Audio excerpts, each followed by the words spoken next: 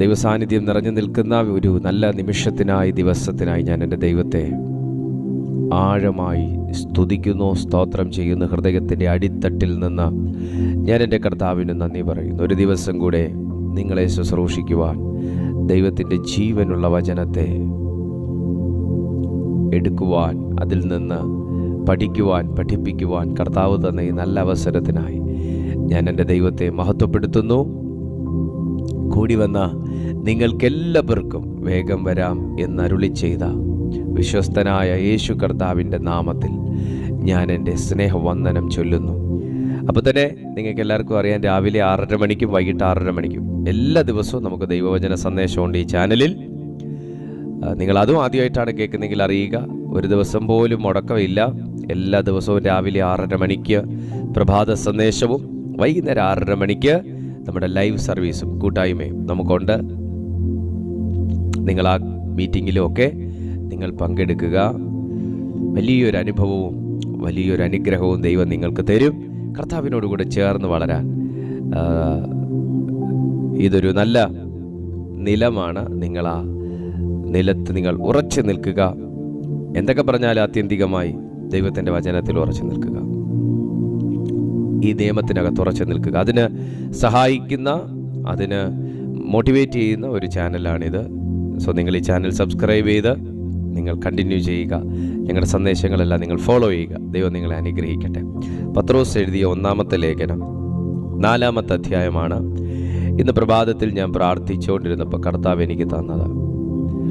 പത്രോസ് എഴുതിയ 1-ാമത്തെ ലേഖനം 4-ാമത്തെ അധ്യായം. എല്ലാ ദൈവമക്കളും വിശുദ്ധ ബൈബിൾ തുറന്ന് പത്രോസ് ശ്ലീഹ എഴുതിയ 1-ാമത്തെ ലേഖനം 4-ാമത്തെ അധ്യായം അതെടുക്കുക. വളരെ പ്രാർത്ഥനയോടിരിക്കുക. നമ്മൾ വേഗത്തിൽ തന്നെ ഇന്നത്തെ ഈ ശുശ്രൂഷ നമ്മൾ ചിന്തിച്ച്, ഈ വചനം ചിന്തിച്ച് നമ്മൾ അവസാനിപ്പിക്കുക. അതുകൊണ്ട് വളരെ ശ്രദ്ധയോടെ, താല്പര്യത്തോടെ, പ്രാർത്ഥനയോടെ ഇരിക്കുക.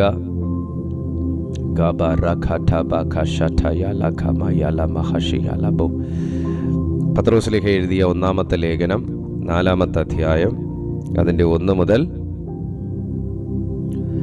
4 വരെയുള്ള അനുഗ്രഹിക്കപ്പെട്ട തിരുവചനങ്ങൾ. പത്രോസ് ശ്ലീഹ എഴുതിയ 1-ാമത്തെ ലേഖനം 4-ാമത്തെ അധ്യായം 1 മുതൽ 4 വരെ. ക്രിസ്തു ജഡത്തിൽ കഷ്ടം അനുഭവിച്ചതുകൊണ്ട് നിങ്ങളും ആ ഭാവം തന്നെ ആയുധമായി ധരിപ്പീൻ. ജഡത്തിൽ കഷ്ടം അനുഭവിച്ചവൻ ജഡത്തിൽ ശേഷിച്ചിരിക്കും കാലം ഇനി മനുഷ്യരുടെ മോഹങ്ങൾക്കല്ല, ദൈവത്തിൻ്റെ ഇഷ്ടത്തിനത്രേ ജീവിക്കേണ്ടതിന് പാപം വിട്ടൊഴിഞ്ഞിരിക്കുന്നു. കാമാർത്തികളിലും മോഹങ്ങളിലും വീഞ്ഞുകുടിയിലും വെറിക്കൂത്തുകളിലും മദ്യപാനത്തിലും ധർമ്മവിരുദ്ധമായ വിഗ്രഹാരാധനയിലും നടന്ന് ജാതികളുടെ ഇഷ്ടം പ്രവർത്തിച്ചുകൊണ്ട് കാലം പോക്കിയത് മതി. ദുർനടപ്പിൻ്റെ അതേ കവിച്ചലിൽ നിങ്ങൾ അവരോട് ചെന്ന് ചേർന്ന് നടക്കാതിരിക്കുന്നത് അപൂർവം എന്ന് വെച്ച് അവർ ദുഷിക്കുന്നു. പത്രോസ് വിരൽ ചൂണ്ടുന്നത് ദുഷിക്കുന്ന ഒരു കൂട്ടർക്ക് നേരെയാണ്. എന്തുകൊണ്ടാണ് അവർ ദുഷിക്കുന്നത്? 4-ാമത്തെ വാക്യം പറയുന്നു, ദുർനടപ്പിന്റെ അതേ കവിച്ചലിൽ നിങ്ങൾ അവരോട് ചെന്ന് ചേർന്ന് നടക്കാതിരിക്കുന്നത് കൊണ്ട് ദുഷിക്കുന്നു. ദൂഷണം നിങ്ങൾ ദൈവത്തെ അറിയുന്നത് കൊണ്ട് മാത്രമല്ല, ദൂഷണം നിങ്ങൾ ദൈവത്തെ അറിയാത്തത് കൊണ്ട് മാത്രവുമല്ല. നിങ്ങളെക്കുറിച്ച് ദുഷിക്കുന്നത് നിങ്ങൾ ദൈവത്തെ അറിഞ്ഞതുകൊണ്ട് മാത്രമല്ല, നിങ്ങളെക്കുറിച്ച് ദുഷിക്കുന്നത് നിങ്ങൾ വളരുന്നത് കൊണ്ടുള്ള അസൂയ കൊണ്ട് മാത്രമല്ല.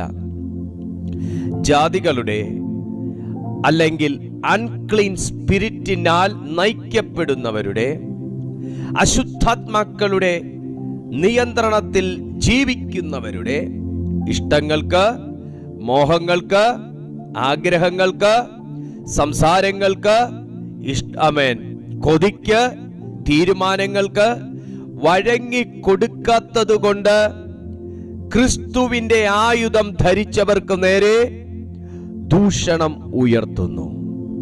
ചിന്തിക്കാറില്ലേ, ഞാൻ ആർക്കും ഒരു ദോഷവും ചെയ്യാതിരുന്നിട്ടും എന്തിന് എന്നെയും എൻ്റെ മക്കളെയും എൻ്റെ പ്രിയപ്പെട്ടവനെയും അല്ലെങ്കിൽ എനിക്ക് പ്രിയപ്പെട്ടവരെയും ഇങ്ങനെ ദുഷിക്കുന്നു എന്ന് നിങ്ങൾ പലവട്ടം ചിന്തിക്കാറില്ലേ?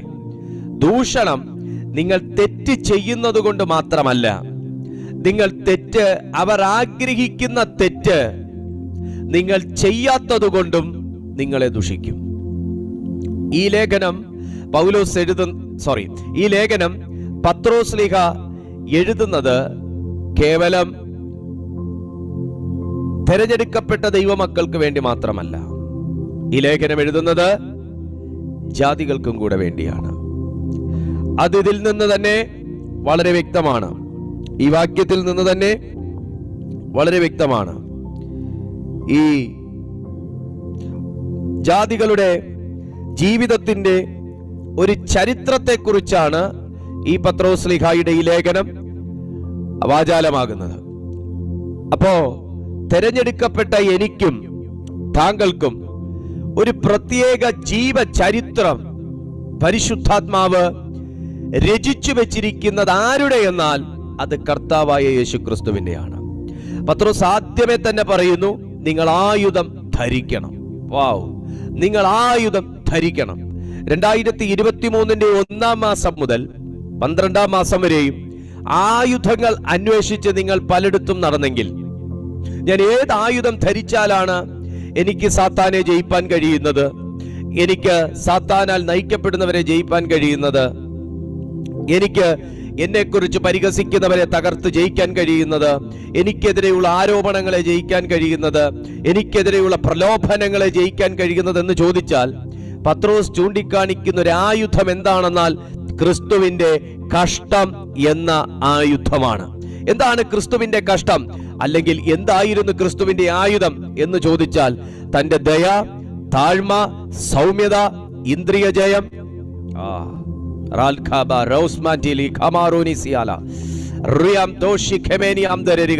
ഒന്നുകൂടെ ഞാൻ ആത്മാവ് എനിക്ക് പറഞ്ഞു തരുന്ന ഒരു വാചകം എന്തെന്നാൽ, ഞാനിപ്പോ അന്യഭാഷയിൽ ഞാൻ സംസാരിച്ചപ്പോൾ എൻ്റെ ഉള്ളത്തിൽ ദൈവം തന്ന അടുത്ത ഒരു ക്രിസ്തുവിന്റെ ആയുധം അല്ലെങ്കിൽ ക്രിസ്തുവിന്റെ ഭാവം, ക്രിസ്തുവിന്റെ ആയുധം എന്തെന്നാൽ ദോഷം ചെയ്യാത്ത ഒരു വ്യക്തിത്വം.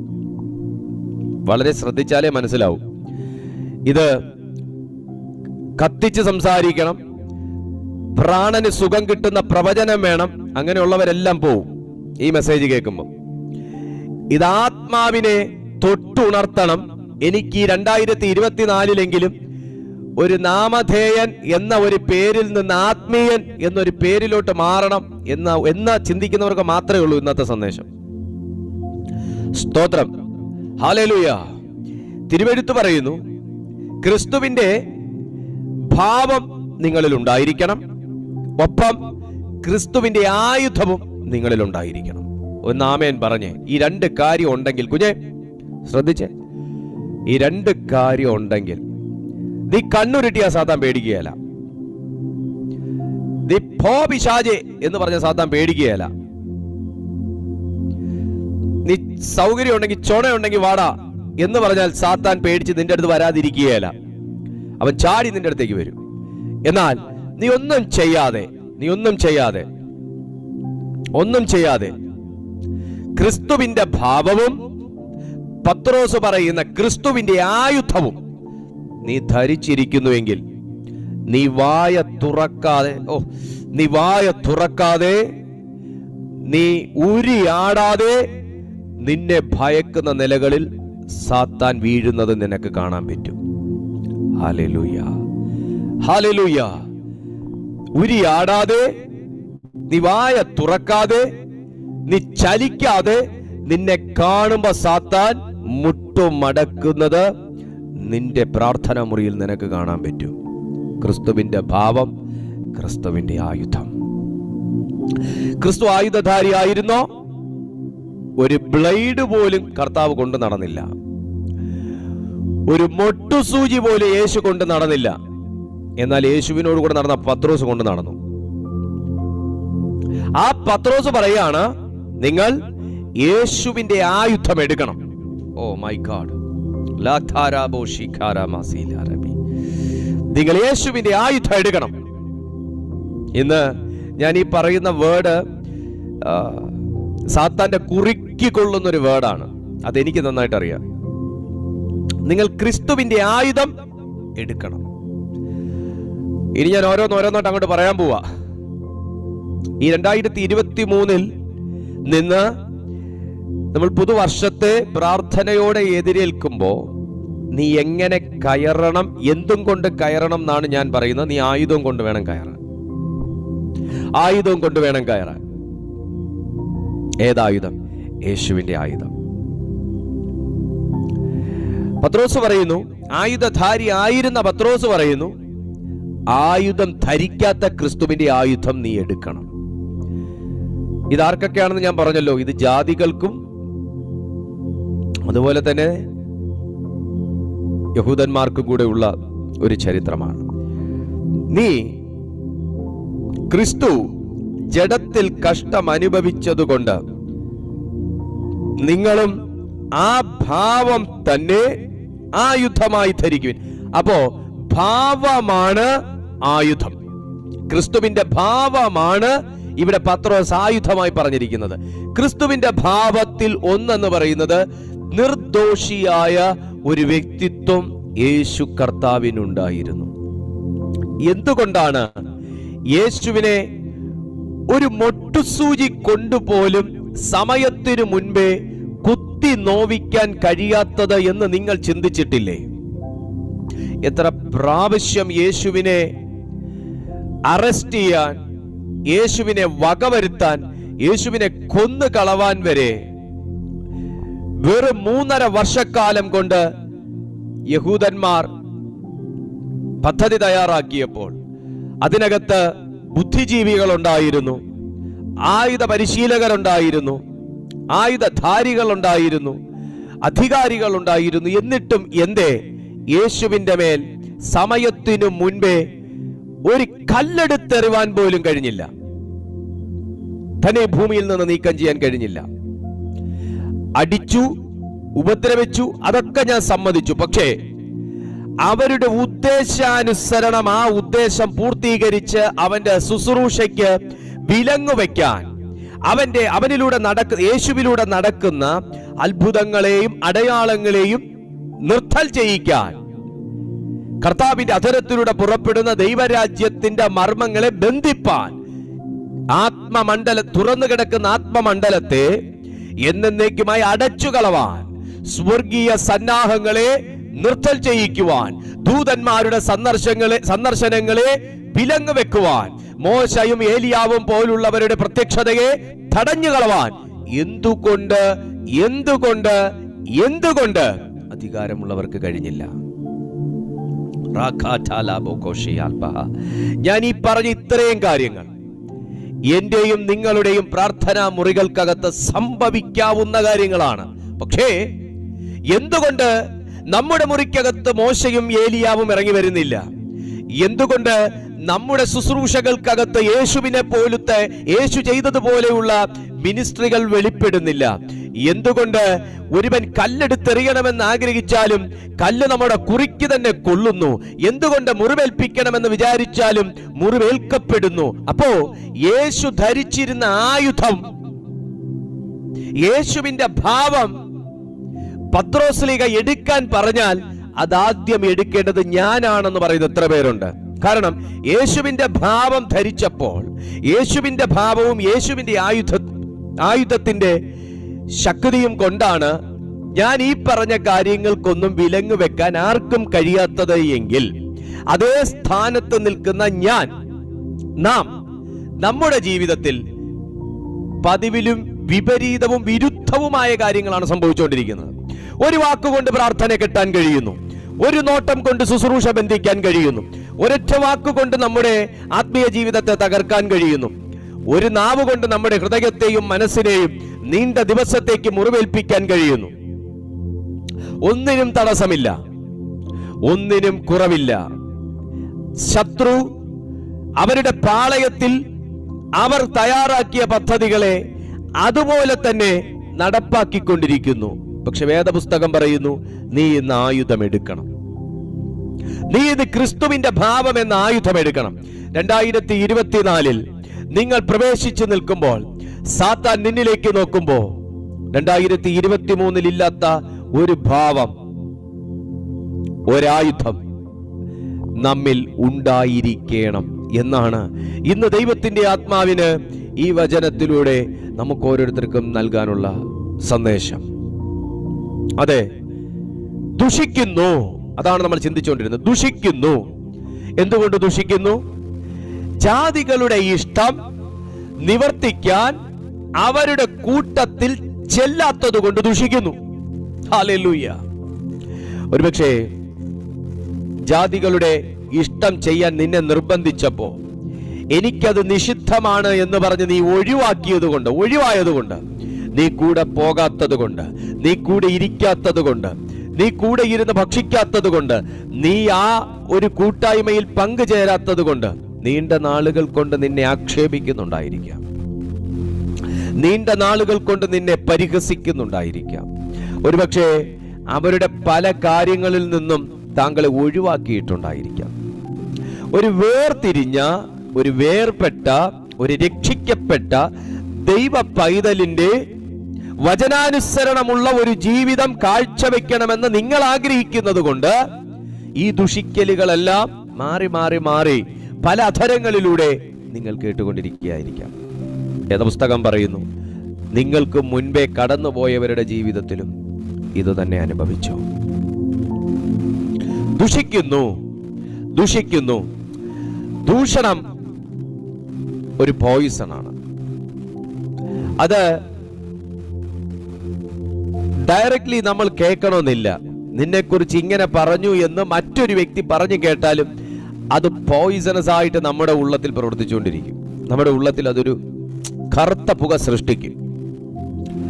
എന്നാൽ ഇന്ന് ക്രിസ്തുവിന്റെ ഭാവം എടുക്കാൻ ദൈവം പറഞ്ഞത്, ഞാനിത് ഭയങ്കര ഒരു ആലോചനയാണ് പറയുന്നത്.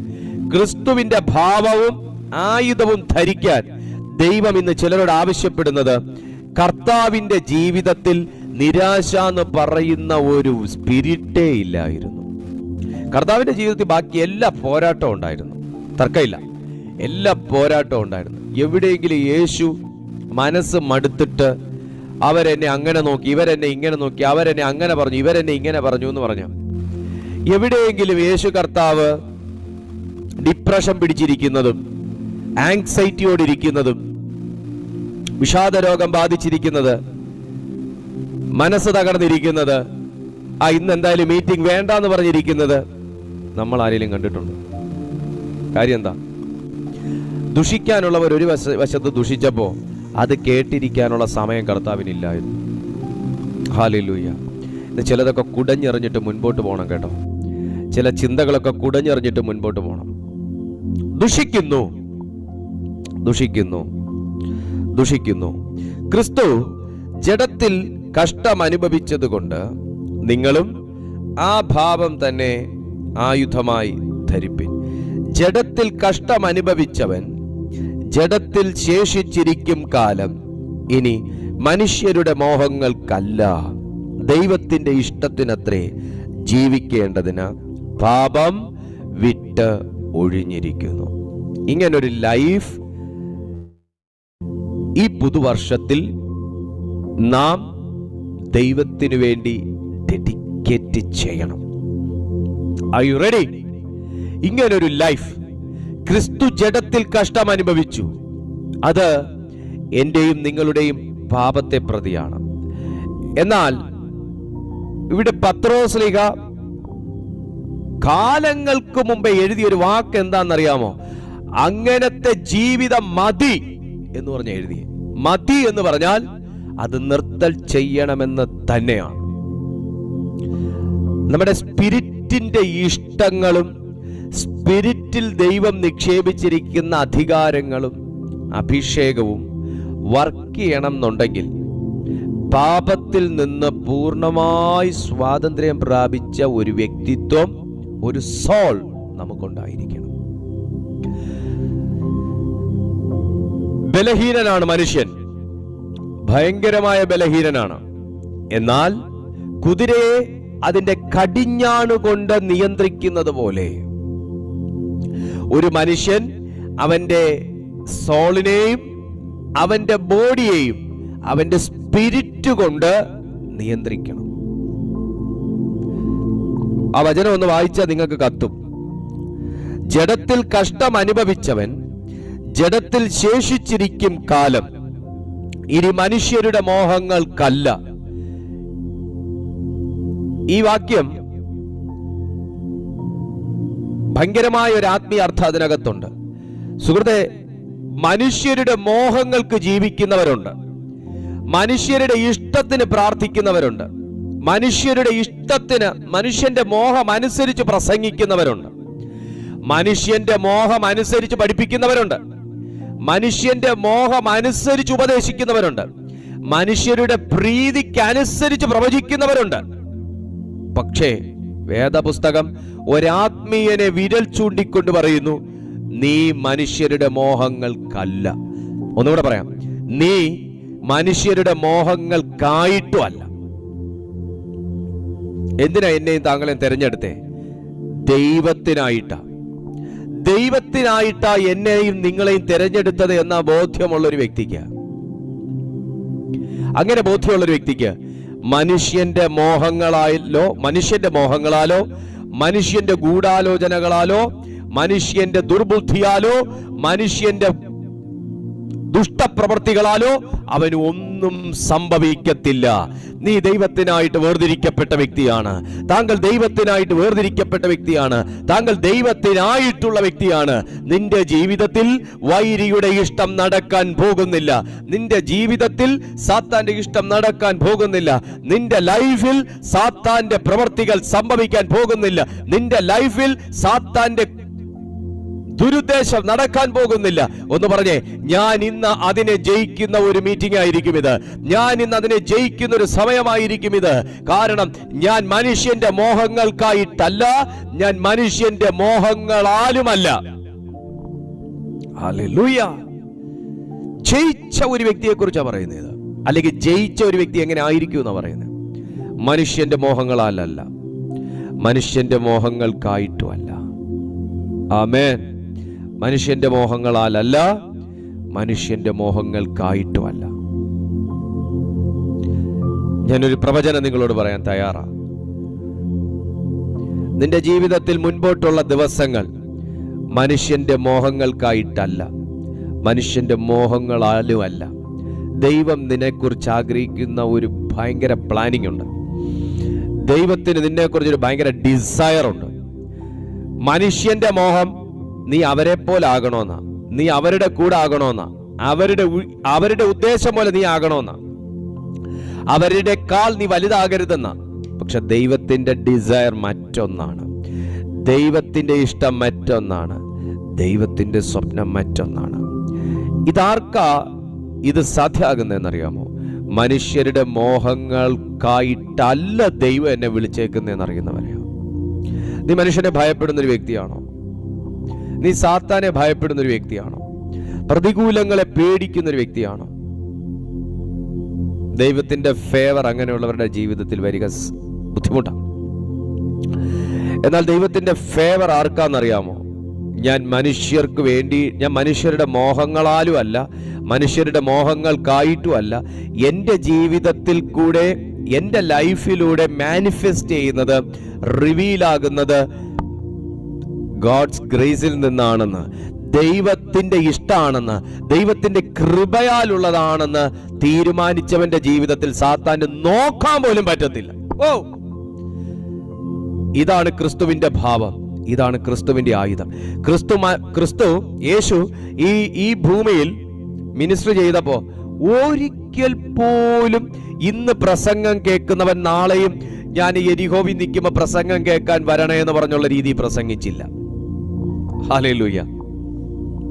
അയ്യോ, ഇന്ന് എൻ്റെ മീറ്റിംഗിൽ അറ്റൻഡ് ചെയ്തവൻ നാളെ എൻ്റെ മീറ്റിംഗ് കാത്തിരുന്ന് കയറണേ, അല്ലെങ്കിൽ കാത്തിരുന്ന് വരണേ, ഞാൻ എവിടെയുണ്ടെന്ന് അന്വേഷിച്ച് വരണേ എന്നുള്ള രീതിയിൽ യേശു പ്രസംഗിച്ചിട്ടില്ലെന്ന് മാത്രമല്ല, ഒരിക്കൽ പോലും പ്രസംഗിച്ചിട്ടില്ല. ഒരിക്കൽ പോലും കർത്താവിന്റെ മുമ്പിൽ വന്ന് തലയും കൊമ്പിട്ട് നിന്നൊരു വ്യക്തിയെ, ഇവനെ ഞാനൊന്ന് കൈവച്ച് സൗഖ്യമാകാതെ പോയാൽ ഇവൻ എന്നെ കുറിച്ച് എന്തോ വിചാരിക്കും എന്ന് പറഞ്ഞ് കർത്താവ് ആരെയും സൗഖ്യമാക്കിയിട്ടില്ല. വിശ്വസിച്ചവരെ മാത്രമേ യേശു സൗഖ്യമാക്കിയിട്ടുള്ളൂ, വിശ്വസിച്ചവരെ മാത്രമേ യേശു തൊട്ടിട്ടുള്ളൂ. കാരണം യേശു കർത്താവിന് മനുഷ്യൻ എന്നെ കുറിച്ച് എന്ത് ചിന്തിക്കും എന്ന അങ്ങനെ ഒരു ബാധ ഇല്ലായിരുന്നു. നമ്മുടെയൊക്കെ മൈൻഡിൽ നിന്ന് അത് പൊട്ടിപ്പോട്ടെ. ഇന്ന് നമ്മുടെയൊക്കെ ജീവിതം അങ്ങനല്ലേ? നമ്മൾ ഇനി അത് ചെയ്തില്ലേ പുള്ളി എന്തോ വിചാരിക്കും, നമ്മൾ അങ്ങനെ പറഞ്ഞില്ലേ എന്ത് വിചാരിക്കും. ഈ എന്ത് വിചാരിക്കും എന്നതൊരു ബാധയാ പിള്ളേരെ. എന്ത് വിചാരിക്കും, അവരെന്ത് വിചാരിക്കും, ഈ അവർക്കും ഇവർക്കും ഉള്ള വിചാരം കൊണ്ട് നമുക്ക് പോലും നമ്മുടെ വിചാരത്തെ വിചാരിക്കാൻ സ്വാതന്ത്ര്യം ഇല്ലാണ്ടായി മാറി. നമ്മുടെ ഒരു വിൽ പവർ തന്നെ നഷ്ടപ്പെട്ടു പോയി. നമുക്ക് ദൈവം തന്നിരിക്കുന്ന ഫ്രീഡം തന്നെ നഷ്ടപ്പെട്ടു പോയി. ഇന്ന് നമ്മൾ ഈ വിചാരങ്ങളാൽ ബോണ്ടേജിൽ കിടക്കുകയാണ്, അടിമത്തത്തിൽ കിടക്കുക. അവരെന്ത് വിചാരിക്കും, ഇവരെന്ത് വിചാരിക്കും, അയ്യോ അങ്ങനെ പറഞ്ഞില്ല എന്ത് വിചാരിക്കും, ഇങ്ങനെ പ്രസംഗിച്ചാൽ എന്ത് വിചാരിക്കും, അയ്യോ. യേശു കർത്താവിന് അങ്ങനെ ഒരു ബന്ധനമില്ലായിരുന്നു. ക്രൈസ്റ്റ് എന്ന് പറയുന്നത് ഫുള്ളി ഫ്രീഡമാണ് കേട്ടോ. ക്രൈസ്റ്റ് എന്ന് പറയുന്നത് ഫുൾ ഫ്രീഡമാണ്. ഏതിന്റെ ഫ്രീഡം? ആത്മാവിൽ കംപ്ലീറ്റ് ആയിട്ടുള്ളൊരു ഫ്രീഡമാണ്, സ്പിരിറ്റിൽ ഫ്രീഡമാണ്. ഇവിടെ നമ്മുടെ സ്പിരിറ്റ് പോലും ബോണ്ടേജിൽ കിടക്കുന്നതിന്റെ കാരണം നമ്മൾ ഈ സോളിനകത്ത് ഇതിങ്ങനെ, ഈ മനസ്സിനകത്ത് അയ്യോ അവരെന്നെ കുറിച്ച് എന്ത് വിചാരിക്കും, ഇവരെന്നെ കുറിച്ച് എന്ത് വിചാരിക്കും, ഇന്ന് ഞാൻ ഇങ്ങനെ പ്രസംഗിച്ചാൽ നാളെ അവർ മീറ്റിംഗ് കയറിയില്ലെങ്കിൽ എന്ത് ചെയ്യും? സ്തോത്രം, സ്തോത്രം. അതൊരു ബന്ധനമല്ലേ? ഈ വർഷം കടന്ന് മുമ്പോട്ട് പോകുമ്പോൾ ഈ ബന്ധനത്തോടുകൂടെ കയറിപ്പോണോ, ഈ ബന്ധനം പൊട്ടിച്ചിട്ട് പോണോ? ഈ ഡിസിഷൻ നമ്മുടേതാണ്. ക്രിസ്തുവിന്റെ ഭാവം തന്നെ ആയുധമായി ധരിച്ചുകൊള്ളുവിൻ. യേശുവിന്റെ ഭാവം ഇതായിരുന്നു. മനുഷ്യൻ എന്നെ കുറിച്ച് എന്ത് വിചാരിക്കുന്നു എന്നുള്ളതല്ലായിരുന്നു ക്രിസ്തുവിന്റെ പ്രശ്നം. ക്രിസ്തുവിന്റെ ഏറ്റവും വലിയ വെപ്രാളവും ബുദ്ധിമുട്ടും വിഷയവും പ്രശ്നവും എന്താണെന്ന് ചോദിച്ചാൽ, ദൈവം എന്നെ കുറിച്ച് എന്ത് വിചാരിക്കും, എന്റെ പിതാവ് എന്നെ കുറിച്ച് എന്ത് വിചാരിക്കും. അത് മതി കേട്ടോ നമ്മുടെ ക്രിസ്തീയ ജീവിതത്തിൽ. ഇതാരെയും വെല്ലുവിളിക്കാനൊന്നും അല്ല, അങ്ങനെ ഒരു തീരുമാനം മതി കേട്ടോ നമ്മുടെ ആത്മീയ ജീവിതത്തിൽ. എന്നെക്കുറിച്ച് ഈ ഞാൻ എപ്പോഴും ഞാൻ ഇങ്ങനെ പ്രസംഗിക്കുമ്പം അയ്യോ ഞാൻ ഇങ്ങനെ പ്രസംഗിച്ചാൽ കേൾക്കുന്ന നിങ്ങൾ എന്നെക്കുറിച്ച് എന്ത് വിചാരിക്കും എന്നുള്ളൊരു ചിന്തയേ എനിക്കില്ല. എന്നാൽ എനിക്ക് പ്രസംഗം വരൂല. ഞാൻ പറയാൻ ഏൽപ്പിച്ചത് പറഞ്ഞില്ലെങ്കിൽ പിതാവ് എന്നെക്കുറിച്ച് എന്ത് വിചാരിക്കും, ഇതെനിക്കൊരു വലിയ ആത്മഭാരം. ഇന്ന് മീറ്റിംഗ്, ഇന്ന് മെസ്സേജ് കേൾക്കുന്നവർ നാളെ കയറിയില്ലെങ്കിൽ എന്തോ അങ്ങനെ ഒരു തോട്ട് എനിക്കുണ്ടായിരുന്നു, അങ്ങനെ ഒരു ചിന്ത എനിക്കുണ്ടായിരുന്നു ഒരു കാലം. പക്ഷേ അത് കംപ്ലീറ്റ്ലി കർത്താവ് ഏറ്റവും ഹെവി മെഷീൻ കൊണ്ടുവന്ന് ഇടിച്ച് തകർത്ത് കളഞ്ഞു. അതിൻ്റെ ഒരു തരിമ്പ് പോലും ഇന്നില്ല. അതെൻ്റെ ഒരു ബന്ധനമായിരുന്നു ഒരു കാലം, അതെൻ്റെ ഒരു ബന്ധനമായിരുന്നു. ആ ബന്ധനം ദൈവം പൊട്ടിച്ചു. ആ ബന്ധനം പൊട്ടിച്ചപ്പോഴേ നിങ്ങൾ ഈ സന്ദേശം കേൾക്കാൻ തുടങ്ങിയുള്ളൂ എന്നതാണ് സത്യം. Praise to Jesus. നമ്മുടെ ലൈഫിൽ നിന്ന് പൊട്ടേണ്ടത് പിശാചിനോടുള്ള പേടിയല്ല, നമ്മുടെ ലൈഫിൽ നിന്ന് പൊട്ടേണ്ടത് മാനുഷിക ഭയമാണ്. അതൊരു കണിയാണ്, മാനുഷിക ഭയം. നമ്പർ 2, ജഡത്തിൽ കഷ്ടം അനുഭവിച്ചവൻ ജഡത്തിൽ ശേഷിച്ചിരിക്കും കാലം ഇനി മനുഷ്യരുടെ മോഹങ്ങൾക്കല്ല ദൈവത്തിന്റെ ഇഷ്ടത്തിനത്രേ ജീവിക്കേണ്ടതിന് പാപം വിട്ട് ഒഴിഞ്ഞിരിക്കുന്നു. ഇത് നമ്മുടെ നെഞ്ചത്ത് നമ്മുടെ ചങ്കിൽ കൈവച്ച് ഉയരത്തിലേക്ക് നോക്കി എനിക്കിന്ന് പറയാൻ പറ്റുമോ, കർത്താവേ ഈ വചനം പോലെയാണ് ഞാൻ ജീവിക്കുന്നത് കേട്ടോ, പറയാൻ പറ്റുമോ? പറ്റത്തില്ലെങ്കിൽ നമ്മൾ ഒരുമിച്ച് ഇന്ന് ഈ മീറ്റിംഗ് കഴിയുമ്പോൾ നെഞ്ചത്ത് കൈവച്ച് പറയണം, പിതാവേ ഇന്ന് കേട്ട വചനത്താൽ പാപം വിട്ടൊഴിഞ്ഞ് ജീവിക്കാനുള്ള ഒരു കൃപ എനിക്ക് അവിടുന്ന് തരണം. ഈ 2024 ഞാൻ പ്രവേശിക്കുമ്പോൾ ഇത്രയും വലിയ പ്രവചനമുണ്ടോ, ഇത്രയും വലിയ ബ്ലെസ്സിങ് ഉണ്ടോ? ഇതൊന്നും നമ്മൾ തേടുന്നതിന് മുൻപേ, അല്ലെ അടുത്ത വർഷത്തിൽ എന്നോടുള്ള ദൂത് എന്തുണ്ട് എന്നൊക്കെ തേടുന്നതിന് മുൻപേ നമ്മൾ ഒരുക്കി വെക്കേണ്ട കാര്യങ്ങൾക്കകത്ത് നമ്മൾ റെസ്പോൺസിബിലിറ്റി ഉള്ള വ്യക്തികളായിരിക്കണം. ഈ ഒരുക്കമാണ് ഈ പ്രവചനങ്ങൾക്ക് എന്നെ അർഹനാക്കി മാറ്റുന്നത്. നമുക്ക് ഒരു അർഹതയുണ്ട് കേട്ടോ. അർഹത എന്ന് പറയുന്നൊരു കാര്യമുണ്ട്. ഏതൊരു ചെറുതും വലുതുമായ അനുഗ്രഹത്തിനും അർഹത എന്ന ഒന്നുണ്ട്, ഉണ്ടെന്നേ. ഞാരൊക്കെ ഇല്ല എന്ന് പറഞ്ഞാലും ഞാൻ പറയുന്നു ഉണ്ട്. വിശുദ്ധ ബൈബിളും പറയുന്നുണ്ട്. ബൈബിൾ പറയുന്നുണ്ട്, ഞാൻ പറയുന്നുണ്ട്. അർഹതയുണ്ട്. നമ്മൾ വാതോരാതെ പ്രാർത്ഥിച്ചു എന്ന് പറഞ്ഞ് നമ്മൾ അർഹനാകുകയില്ല. നമ്മൾ എന്തെങ്കിലുമൊക്കെ കുറച്ച് കാര്യങ്ങളൊക്കെ അങ്ങനെ ചെയ്തു എന്ന് പറഞ്ഞ് ദൈവപ്രീതി നേടി നമ്മൾ അർഹനാകുകയില്ല. പ്രവൃത്തിക്ക് തക്കവണ്ണമുള്ള ഫലമുണ്ട്. നീ നന്മ ചെയ്യുന്നവൻ നന്മ അനുഭവിക്കും, തിന്മ ചെയ്യുന്നവൻ നന്മയ്ക്കും തിന്മയ്ക്കും തക്കവണ്ണമുള്ള വിധിയുണ്ടെന്നുള്ളതാണ് 5-ാമത്തെ വാക്യം മുതൽ. അതിപ്പോൾ എടുക്കുന്നില്ല നമ്മൾ. 5-ാമത്തെ വാക്യം മുതൽ താഴേക്ക് വായിക്കുമ്പോൾ ഈ ലോകത്തിലെ ഏതൊരു കാര്യത്തിനും വിധിയുണ്ട് എന്ന് വിശുദ്ധ വചനം പറയുന്നു. പുതിയ നിയമം പറയുന്നു. വിധിക്കപ്പെട്ടിരിക്കും എന്ന് തന്നെ വചനം പറയുന്നു. വിധിയില്ലാതെ ചുമ്മാതെ ഓടിക്കേറി നമുക്ക് സ്വർഗത്തിലേക്ക് പോകാന്നൊക്കെ പറഞ്ഞാൽ, പഠിച്ചാൽ അതൊക്കെ ശുദ്ധ വിഡിത്തമാണ്. വിധി ഉണ്ട്, വിധി ഉണ്ട്, വിധി ഉണ്ട്. അപ്പോൾ ജീവിതം എങ്ങനെ ആയിരിക്കണം? ഒരു ക്രിസ്തുവിലായ ഒരു വ്യക്തിയുടെ ജീവിതം എങ്ങനെ ആയിരിക്കണം? ആത്മീയന്റെ ജീവിതം എങ്ങനെ ആയിരിക്കണം? അഭിഷിക്തന്റെ ജീവിതം എങ്ങനെ ആയിരിക്കണം? ഒരു പ്രയർ വാരിയറുടെ ജീവിതം എങ്ങനെ ആയിരിക്കണം? ഒരു പ്രാർത്ഥന മനുഷ്യന്റെ ജീവിതം എങ്ങനെയായിരിക്കണം? പാപം വിട്ട് ഒഴിഞ്ഞ, പാപം ഒഴിഞ്ഞൊരു ജീവിതമല്ല, പാപം ഒഴിഞ്ഞൊരു ജീവിതമല്ല, പാപം വിട്ട് ഒഴിഞ്ഞൊരു ജീവിതം. ഞാൻ വിടണം. എന്നിട്ടോ വിട്ടിട്ട് അതിനെ നോക്കിക്കൊണ്ട് നിൽക്കരുത്, അത് വീണ്ടും കയറി വരും. പാപത്തെ വിട്ടിട്ട് ഒഴിയണം. അവിടുന്ന് ഒഴിയണം. നിന്നെയും കൊണ്ട് പാപം ചെയ്യിക്കുന്ന ആ ഒരു സർക്കംസ്റ്റാൻസസ് വിട്ട്, ആ ഒരു പ്രിമിസസ് വിട്ട്, ആ ഒരു ഫീൽഡ് വിട്ട്, ആ ഒരു സൊസൈറ്റി വിട്ട് നീ ഒഴിയണം. ഹല്ലേലൂയ, ഒഴിയണം. ഈ പാപത്തിന്റെ കണ്ണുകൾക്കൊരു സ്വഭാവമുണ്ട്. എന്താണെന്നറിയാമോ?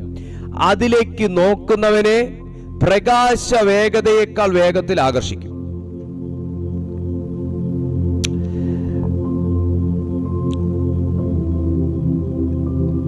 മോഷ്ടിക്കണം, മോഷ്ടിച്ചെങ്കിൽ കൊള്ളായിരുന്നു എന്ന ഒരു ചിന്ത.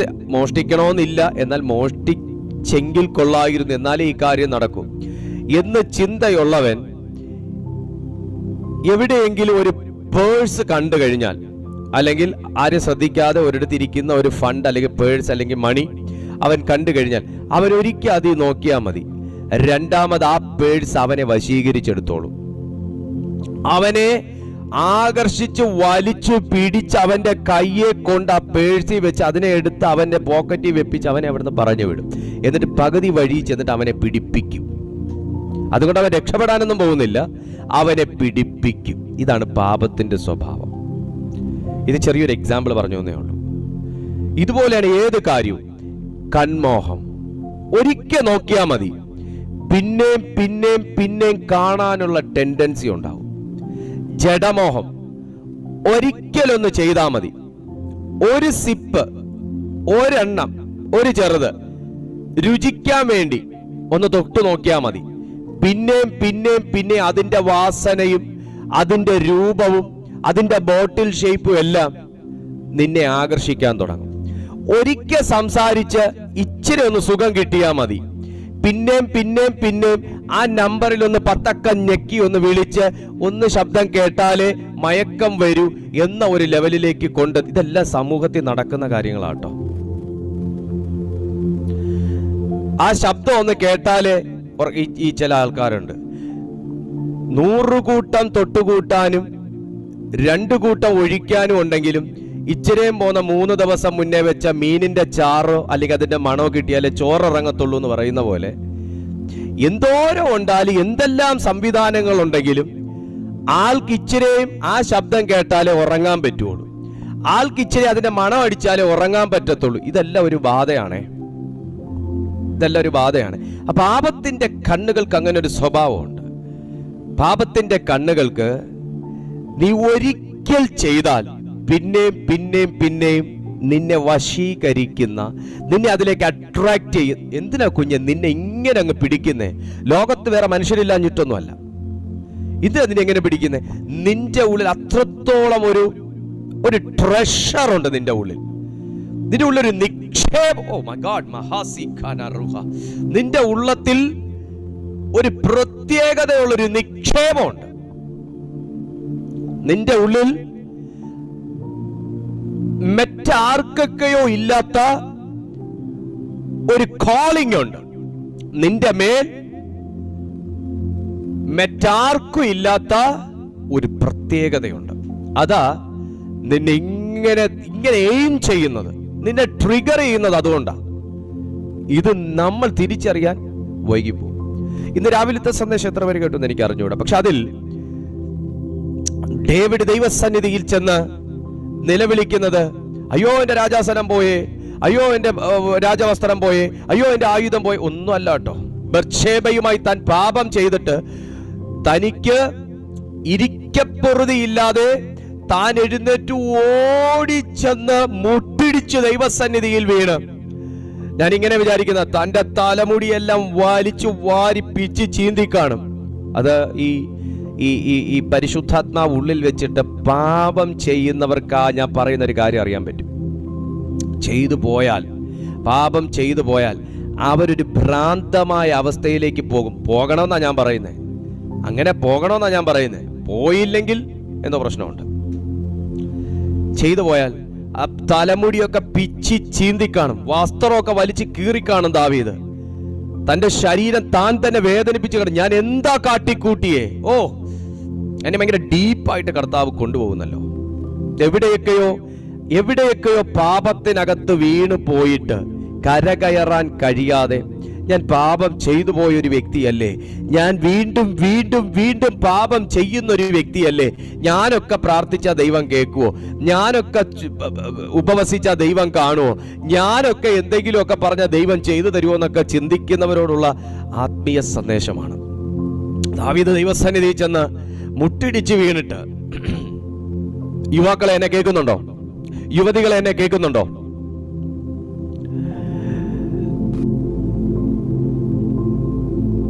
നിങ്ങൾക്കൊരു തിരിച്ചുവരവുണ്ടെന്നുള്ളതാണ് ഞാൻ ഈ പറഞ്ഞുകൊണ്ടിരിക്കുന്നത്. നിങ്ങൾക്ക് ഇനിയൊരു മിനിസ്ട്രി ഉണ്ടെന്നുള്ളതാണ് ഞാൻ ഈ പറഞ്ഞുകൊണ്ടിരിക്കുന്നത്. പ്രാർത്ഥിക്കുന്ന ദൈവമക്കളെ, നിങ്ങൾ കേൾക്കുന്നുണ്ടോ? നിങ്ങൾക്ക് ഇനി ഒത്തിരി കാര്യങ്ങൾ ചെയ്യാനുണ്ടെന്നുള്ള കാര്യം ഞാൻ പറഞ്ഞുകൊണ്ടിരിക്കുന്നത്. നിങ്ങളുടെ ഒരു ബലഹീന നിമിഷത്തിൽ നിങ്ങളൊരു പാപം ചെയ്തു പോയെങ്കിൽ, നിങ്ങളൊരു ബലഹീന നിമിഷത്തിൽ നിങ്ങൾ വീണുപോയെങ്കിൽ, നിങ്ങളൊരു ബലഹീന നിമിഷത്തിൽ നിങ്ങളൊരു അരുതാത്തൊരു ബന്ധത്തിൽ ഏർപ്പെട്ടു പോയെങ്കിൽ, നിങ്ങൾ അരുതാത്തൊരു പ്രവൃത്തി ചെയ്തു പോയെങ്കിൽ, നിങ്ങൾക്ക് ഇനി ഒരു മടങ്ങിവരവ് ഉണ്ട് എന്ന് തന്നെയാണ് വചനത്തിന്റെ അടിസ്ഥാനത്തിൽ ഞാൻ പറഞ്ഞുകൊണ്ടിരിക്കുന്നത്. അപ്പൊ ദാവീദ് ഓടിച്ചെന്ന് ബത്ശേബയുമായി പാപം ചെയ്തു. ആ ബലഹീന നിമിഷത്തിൽ താൻ അത് ചെയ്തതിന് ശേഷം ഓടി ദൈവസന്നിധിയിൽ വന്നിട്ട് പറഞ്ഞ വാക്ക് നിങ്ങൾ ഓർക്കണം. അത് നമ്മൾ ഓർക്കണം. എന്റെ ദൈവമേ, എന്റെ കർത്താവേ, എന്റെ പാപം എന്നോട് ക്ഷമിക്കണം. ഇതെല്ലാം പറഞ്ഞു കഴിഞ്ഞിട്ട് അവിടുത്തെ പരിശുദ്ധാത്മാവിനെ, അങ്ങയുടെ പരിശുദ്ധാത്മാവിനെ എങ്കിൽ നിന്ന് എടുത്തു കളയരുതേ. Oh my God. കർത്താവേ, എന്റെ രാജാസനം എടുത്തു കളയരുതേ എന്നല്ല പറഞ്ഞേ. കർത്താവേ, എന്റെ അഭിഷേകം എടുത്തു കളയരുതേ, അതുമല്ല പറഞ്ഞേ. കർത്താവേ, എനിക്ക് ഇനി ഒരു ഗോലിയാത്ത് വന്നാൽ എയ്തിടാനുള്ള ശക്തി എടുത്തു കളയരുത്, അതൊന്നും അല്ല പറഞ്ഞേ. എന്റെ രാജ്യത്തിന്റെ മുടിച്ചു കളയരുത്, അതൊന്നും അല്ല പറഞ്ഞേ. അങ്ങയുടെ പരിശുദ്ധാത്മാവിനെ, what a precious prayer is this. The Holy Spirit is precious in your life. നീ ഒരു ചെറിയ പാപം ചെയ്യുമ്പോൾ ദുഃഖിക്കുന്നതൊരു വലിയ പരിശുദ്ധാത്മാവാണ്. നീ ഒരു ചെറിയ ബലഹീനതകൾക്ക് വേണ്ടി നിന്റെ ശരീരത്തെ നീ വിട്ടുകൊടുക്കുമ്പോൾ ദുഃഖിക്കുന്നത് നിന്റെ ഉള്ളത്തിലിരിക്കുന്ന വലിയ പരിശുദ്ധാത്മാവാണ്. ഈ 2024 ഞാൻ പോകുമ്പോൾ എൻ്റെ കൂടെ പഴയ പാപം വേണ്ട. പറഞ്ഞേ, എൻ്റെ കൂടെ പഴയ സാധനം വേണ്ട. ഈ 2024 ഞാൻ സ്വീകരിക്കുമ്പോൾ എൻ്റെ ആ പഴയ ജീവിതം ഇനി എനിക്ക് വേണ്ട. നിന്റെ കൂടെ പഴയ മനുഷ്യൻ ഇനി കയറരുത്. അടുത്ത വർഷം പറയാൻ പറ്റുമോ? പറ്റുമോ? ബുദ്ധിമുട്ടുണ്ടോ? നിനക്ക് വിടാൻ പറ്റുമോ? നിന്റെ ഫോൺ ക്ലീൻ ആക്കാൻ പറ്റുമോ? നിന്റെ ഫോണിൽ നിന്ന് വേണ്ടാത്ത നമ്പർ നിനക്ക് ഡിലീറ്റ് ചെയ്യാൻ പറ്റുമോ? വേണ്ടാത്ത വീഡിയോസ് നിനക്ക് ഡിലീറ്റ് ചെയ്യാൻ പറ്റുമോ? കമോൺ. വേണ്ടാത്ത സൈറ്റ് നിനക്ക് റിമൂവ് ചെയ്ത് കളയാൻ പറ്റുമോ? ഈ 2024-ൽ നീ പ്രവേശിക്കുന്നത് ഒരു സ്പെഷ്യൽ അനോയിന്റിങ്ങോട് കൂടെ ആയിരിക്കട്ടെ. മോനെ മോളെ, നീ എത്ര തന്നെ സ്വയം ഉല്ലസിക്കാനും സ്വയം സാറ്റിസ്ഫൈഡ് ആകാനും വേണ്ടി നീ ചെയ്തു കൂട്ടിയ കാര്യങ്ങളെക്കാൾ നീ പ്രഷ്യസ് ഹോളി സ്പിരിറ്റിന് നിന്റെ ലൈഫിൽ ഇടം കൊടുത്താൽ നിന്റെ ലൈഫിൽ ഉണ്ടാകുന്ന ഉല്ലാസവും സന്തോഷവും സാറ്റിസ്ഫാക്ഷനും വേറൊന്നിനും തരാൻ കഴിയത്തില്ല. വേറെ ഒരു സൈറ്റിനും തരാൻ കഴിയത്തില്ല, ഒരു മൂവീസിനും തരാൻ കഴിയത്തില്ല, ഒരു ബന്ധങ്ങൾക്കും തരാൻ കഴിയത്തില്ല, ഒരു സിസ്റ്റർക്കും തരാൻ കഴിയത്തില്ല, ഒരു ബ്രദർക്കും തരാൻ കഴിയത്തില്ല.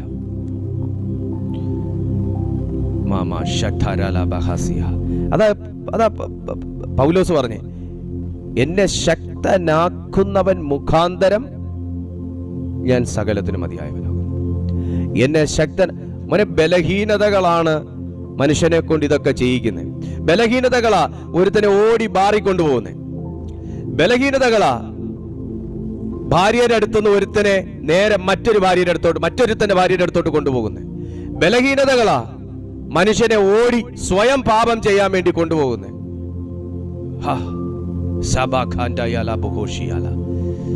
ഇന്ന് എന്നെ ശക്തനാക്കുന്നവൻ, അതാ ഇവിടെ പത്രോസ് പറഞ്ഞേ, ക്രിസ്തുവിന്റെ ഭാവം തന്നെ ആയുധമായി ധരിപ്പിൻ. ഹല്ലേലൂയ. യുവാക്കളെ, യുവതികളെ ഒന്ന് ശ്രദ്ധിച്ചു കേട്ടെ. എന്തോരം സുന്ദരികളായ സ്ത്രീകളാണ് 33കാരന്റെ മുൻപിൽ വന്നു നിന്നത്. പക്ഷേ എന്തിനു വന്നു, താൻ എന്തിനു വന്നു, അവരെന്തിനു വന്നു എന്ന ലക്ഷ്യം മറക്കാതെ, കണ്ണിന്റെ ഐ പോയിന്റ് തെറ്റാതെ, ഉദ്ദേശശുദ്ധി മാറാതെ, ആഗമന ഉദ്ദേശം മറന്നുകൊണ്ട് താൻ ജീവിച്ചിട്ടില്ല. ഒരു ദിവസം എന്നല്ല, ഒരു സെക്കൻഡ് പോലും ജീവിച്ചിട്ടില്ല. അതാ യേശു ഇത്രയും ട്രെൻഡിയായി മാറാനുള്ള കാരണം. ഹല്ലേലൂയ. അവന്റെ ഐ കോണ്ടാക്റ്റിൽ വ്യത്യാസമില്ല. അതുകൊണ്ട് ആ പ്രാഗൽഭ്യം തന്നെയാണ് വ്യഭിചാര കുറ്റത്തിന് പിടിച്ചു എന്ന് പറഞ്ഞൊരു സ്ത്രീയെ യേശുവിന്റെ മുമ്പിൽ കൊണ്ടുവന്നപ്പോ കർത്താവ് മൂക്കത്ത് വിരൽ വെക്കുകയോ തല ചൊറിയേണ്ടിയോ തിരിഞ്ഞു നിന്ന് ഒന്നുകൂടെ ചിന്തിക്കേണ്ടിയോ കാര്യം വരാതെ ഡയറക്ട്ലി നിവർന്ന് നിന്ന് പറഞ്ഞത്, എടി മോളെ, നിന്റെ പാപങ്ങളെ മോചിച്ച് തന്നിരിക്കുന്നു, മേലാൽ പാപം ചെയ്യരുത്. ഞാനൊരു കാര്യം പറയട്ടെ, പലരുടെയും മുമ്പിൽ നമുക്ക് നിവർന്ന് നിൽക്കാൻ നമ്മൾ ഒത്തിരി പാടുപെടുന്നുണ്ട്. ചിലരുടെയൊക്കെ മുമ്പിൽ ജീവിതം ഒന്ന് തെളിയിക്കണമെന്ന് നമുക്ക് ആഗ്രഹമുണ്ട്. എന്നെ പുച്ഛിച്ചവരുടെ മുമ്പിൽ ഒന്ന് ജീവിച്ച് കാണിക്കണമെന്ന് ആഗ്രഹമുണ്ട്. ആദ്യം നമ്മൾ നട്ടല് നിവർന്ന് നിൽക്കേണ്ടത് സാത്താന്റെ മുമ്പിലാണ്. സ്തോത്രം. നിവർന്ന് നിന്നിട്ടേ നമ്മൾ കാണിച്ചു കൊടുക്കേണ്ടത് സാത്താന്റെ മുമ്പിലാണ്. ഹല്ലേലൂയ. Praise to Jesus. നിവർന്ന് നിൽക്കേണ്ടത് സാത്താന്റെ മുമ്പിലാണ്. ഇവന്റെ മുമ്പിൽ ഇനി എന്തൊക്കെ കൊണ്ടുവച്ചാലും പുള്ളി വഴങ്ങുകയില്ലാന്ന് യേശുവിനോട്. അത് യേശുവിനെ ടെംപ്റ്റേഷൻ എന്നാണ് സുവിശേഷത്തിൽ പറഞ്ഞേക്കുന്നത്. ടെംപ്റ്റ് ചെയ്തു. so many times Satan tried to tempt him.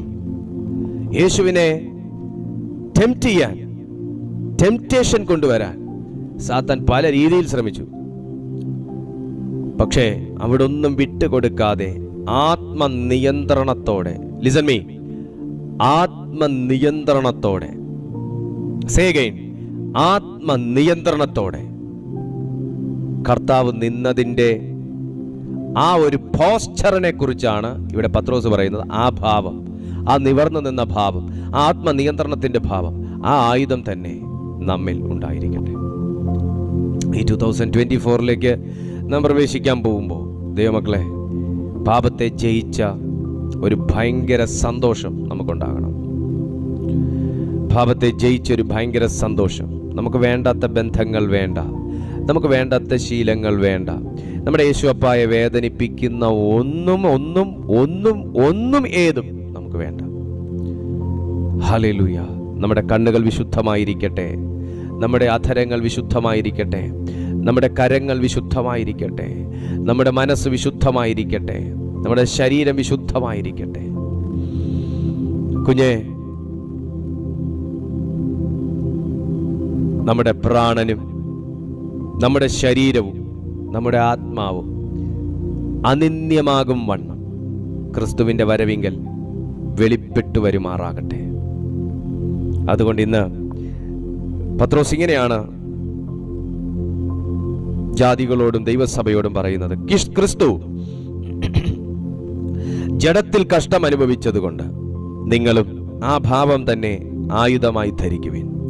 ജഡത്തിൽ കഷ്ടം അനുഭവിച്ചവൻ ജഡത്തിൽ ശേഷിച്ചിരിക്കും കാലം ഇനി മനുഷ്യരുടെ മോഹങ്ങൾക്കല്ല, ദൈവത്തിൻ്റെ ഇഷ്ടത്തിനത്രേ ജീവിക്കേണ്ടതിന് പാപം വിട്ട് ഒഴിഞ്ഞിരിക്കുന്നു. പഴയ മനുഷ്യന്റെ 7 പാപങ്ങളെക്കുറിച്ചാണ് പിന്നെ താഴോട്ട് പറയുന്നത്. കാമാർത്തികളിലും മോഹങ്ങളിലും വീഞ്ഞുകുടിയിലും വെറിക്കൂത്തുകളിലും മദ്യപാനത്തിലും ധർമ്മവിരുദ്ധമായ വിഗ്രഹാരാധനയിലും നടന്ന് ജാതികളുടെ ഇഷ്ടം പ്രവർത്തിച്ചുകൊണ്ട് കാലം പോക്കിയത് മതി.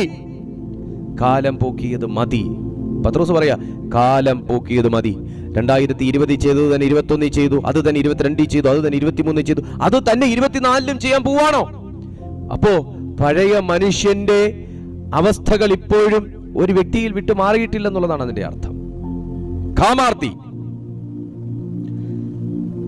സെൻഷ്വാലിറ്റി, കാമാർത്തി, മോഹങ്ങൾ, വീഞ്ഞുകുടി, വെറിക്കൂത്ത്, മദ്യപാനം, ഇതെല്ലാം ഒരു മനുഷ്യനെ ക്രിസ്തുവിൻ്റെ ഭാവത്തിൽ നിന്ന്, ക്രിസ്തുവിൻ്റെ ആ ഒരു ദൈവിക അനുഭവത്തിൽ നിന്ന് അകറ്റിക്കളയുന്ന ഒന്നാണ്. പരിശുദ്ധാത്മാവ് നീക്കുകയല്ല, പരിശുദ്ധാത്മാവിന് നീക്കാൻ പറ്റത്തില്ല. അങ്ങനെ ഒരു കാമാർത്തികൾക്കകത്ത് കിടക്കുന്നുണ്ടെങ്കിൽ, അനാവശ്യമായിട്ടുള്ള ദുർചിന്തകൾ അകത്ത് കിടക്കുന്നുണ്ടെങ്കിൽ എങ്ങനെ സ്പിരിറ്റ് വർക്ക് ചെയ്യും? എങ്ങനെ സ്പിരിറ്റ് വർക്ക് ചെയ്യും? പുറത്താക്കേണ്ടതാണ് അതിനെ. അതിന് പ്രത്യേകിച്ച് പ്രായമൊന്നുമില്ല കേട്ടോ. ഇങ്ങനെയുള്ള ചിന്തകളൊന്നും വരാൻ പ്രത്യേകിച്ച് അതിന് യൗവനക്കാരനായിരിക്കണം, യൗവനക്കാരിയായിരിക്കണം. നമ്മൾ അതിനേക്കാൾ വലിയ ഏജുള്ള ആൾക്കാർക്കും ഇങ്ങനത്തെ പ്രശ്നങ്ങളുണ്ട്. കാമാർത്തികൾ, ദുഷ്കാമം, ദുർചിന്തകൾ, വെറിക്കൂത്ത്, മദ്യപാനം, അധർമ്മത്തിന്റെ എല്ലാ വിഗ്രഹാരാധന, ആവശ്യമില്ലാത്ത സ്ഥലങ്ങളിൽ പോയി വേണ്ടാത്ത കാര്യങ്ങൾ ചെയ്യുക. ഒരു വിടുതലിന് വേണ്ടി ഇന്ന സ്ഥലത്ത് പോയാൽ മതി എന്ന് പറഞ്ഞാൽ അവിടെ പോയി ഇന്നത് ചെയ്താൽ മതി എന്ന് പറഞ്ഞാൽ അത് ചെയ്ത് വീട്ടിൽ കൊണ്ടുവരിക. ഇതൊക്കെ ഐഡൽ വർഷിപ്പാണ്. ഇതൊക്കെ പാപമാണ്. നമ്മുടെ ജീവിതത്തിന് സ്വസ്ഥത കിട്ടത്തില്ലെന്ന് മാത്രമല്ല, ഉള്ള സ്വസ്ഥതയും കൂടെ പോകും. അവിടെ പോയാൽ ഇങ്ങനെ ചെയ്താൽ, അവിടുന്ന് അതിനെ കൊണ്ടുവന്നാൽ, ഇവിടെ കൊണ്ട് ഇന്നതിട്ടാൽ, ഇങ്ങനെ ചെയ്താൽ, ഇത് കുഴിച്ചു വെച്ചാൽ, ഇതെല്ലാം സൈറ്റാനിക് ട്രാപ്പാണ്. ഹല്ലേലൂയ. ഈ 2024ലേക്ക് എഫഥാ ഇൻ ജീസസ് മിനിസ്ട്രീസ് മൂവ് ചെയ്യുമ്പോൾ അങ്ങനെ ആരെങ്കിലും ഉണ്ടെങ്കിൽ അതെല്ലാം ഒഴിവാക്കി ഒരു ഫ്രഷ് അനോയിൻറ്റിങ്ങോടെ, ഒരു പുതിയ അഭിഷേകത്തോടെ, ഒരു പുതിയ ശക്തിയോടെ പ്രവേശിക്കാൻ ദൈവമായ കർത്താവ് കൃപ നൽകാൻ പോവുകയാണ്. നിങ്ങൾ റെഡിയാണോ? ഇന്ന് നിങ്ങൾ കുടഞ്ഞെറിയേണ്ടത് കുടഞ്ഞെറിഞ്ഞേ പറ്റൂ. നമ്മൾ അനുഗ്രഹിക്കപ്പെടാത്തതിൻ്റെ പിന്നിൽ അതൊരു കാരണമാണ്, വലിയൊരു കാരണമാണ്. നമ്മൾ അനുഗ്രഹിക്കപ്പെടാത്തതിൻ്റെ പിന്നിൽ ഇതെല്ലാം നമ്മുടെ ഉള്ളത്തിൽ വർക്ക് ചെയ്യുന്ന കാര്യം ഞാൻ ഈ പറഞ്ഞത്. ഈ കാര്യങ്ങളൊക്കെ നമ്മൾ പുറത്ത് ചെയ്യുന്ന കാര്യമല്ല, ഇതെല്ലാം അകത്ത് നടക്കുന്ന കാര്യങ്ങളാണ്. ഈ അകത്ത് നടക്കുന്ന മോഹങ്ങളാണ് ഗർഭം ധരിച്ച് പാപം പ്രസവിക്കുന്നത്. ഈ മോഹമാണ് ഗർഭം ധരിച്ച് പാപം പ്രസവിക്കുന്നത്. സോ അതിനകത്തുനിന്ന് ഒരു ഡെലിവറൻസ് താങ്കൾ ആഗ്രഹിക്കുന്നെങ്കിൽ ഞാൻ നിങ്ങൾക്കായി പ്രാർത്ഥിക്കാം. ദൈവം നിങ്ങൾക്ക് അതിനുള്ള കൃപ തരും, ശക്തി തരും, ബലം തരും. പരിശുദ്ധാത്മാവ് അതിനെ സഹായിക്കും. എല്ലാ ദൈവമക്കളും ആ ദൈവസന്നിധിയിൽ ഒന്ന് സമർപ്പിച്ചേ. എല്ലാ ദൈവമക്കളും സമർപ്പിച്ചേ. കർത്താവ് നിന്നെ തൊടു എന്ന കാര്യത്തിൽ എനിക്ക് ഭയങ്കര വിശ്വാസമുണ്ട്. കർത്താവിൻ്റെ അരികിലേക്ക് നീ ഒന്ന് അടുത്ത് ചെല്ലാൻ തയ്യാറാകുക. യേശുവേ ദാദാ എന്നെ ഒന്ന് തൊടണമേ എന്ന് നീ പറഞ്ഞാ മതി, അവിടുന്ന് അതിന് തയ്യാറാണ്. കർത്താവേ, ഇന്ന് ഈ മേഖലകളിൽ നിന്നെല്ലാം വിടുതൽ വേണമെന്ന് ആഗ്രഹിക്കുന്ന ജനത്തിനായി ഞാൻ പ്രാർത്ഥിക്കുന്നു. യോഹോവാസമേധോരണിയാല, ദൈവിക സമാധാനം അവരുടെ മേൽ ഇപ്പോൾ പുനഃസ്ഥാപിക്കപ്പെടട്ടെ.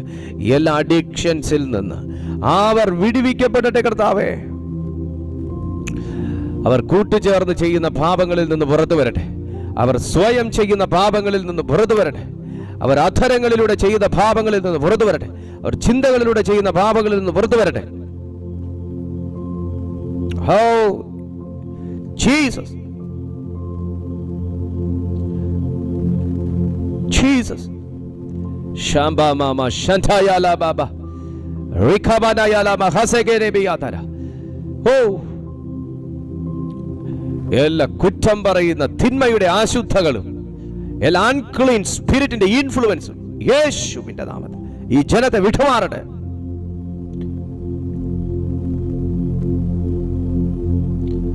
ഓ സ്പിരിറ്റ് ഓഫ് ഗോഡ്,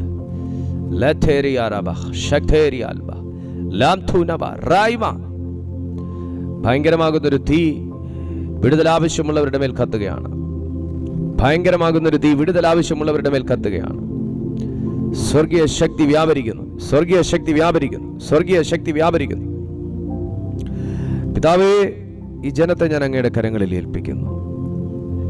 ഇന്ന് ദൈവം ഇവരെ തൊട്ടിരിക്കയാൽ നന്ദി പറയുന്നു. പരിശുദ്ധാത്മാവേ, ഈ ജനത്തെ പൂർണ്ണ സ്വാതന്ത്ര്യത്തിലേക്ക് അവിടുന്ന് നടത്തിയല്ലോ, വിടുവിച്ചെടുത്തല്ലോ. പുതുവർഷത്തേക്ക് വേണ്ടി ഞങ്ങളെ കർത്താവ് പണിതെടുത്തുവല്ലോ. നൽകിയ വചനത്തിനായി സ്തോത്രം.